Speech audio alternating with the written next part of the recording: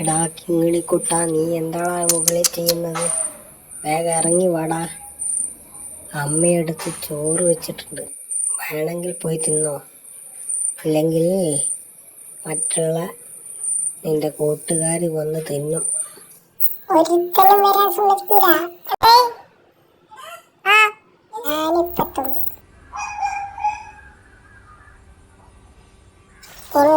എന്നെ തിന്നാനും സമ്മതിക്കില്ലല്ലോ ഇവന്റെ ഒരു കോര.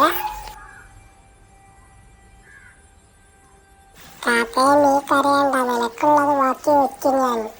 എനിക്ക് കുറച്ച് തിരക്കുണ്ട്, അതുകൊണ്ട് വേഗം തിന്ന് തീർക്കാട്ടോ. അതുകൊണ്ട് കൂടുതലൊന്നും സംസാരിച്ച് നിൽക്കാൻ ഞാൻ നിൽക്കൂല, അല്ലെങ്കിൽ അമ്മ എന്നെ ചീത്ത പറയും. അതാണ് ചോറ് കുറച്ച് കൂടിപ്പോയോന്നൊരു സംശയം. എന്തു തന്നെയാലും വേണ്ടില്ല, തിന്ന് തീർത്തേക്കാം. അല്ലെങ്കിൽ നാളെ കിട്ടിയില്ലെങ്കിലോ? എന്നിട്ട് എനിക്കൊന്ന് നല്ല പോലെ സുഖമായിട്ട് പോയി ഉറങ്ങണം. താൻ നിങ്ങളോട് തിന്നുന്നതിനിടയ്ക്ക് നമ്മൾ സംസാരിക്കുന്നത്. എനിക്കിത്രയും ചോറ് തന്ന അമ്മയ്ക്ക് ഒരുപാട് നന്ദി.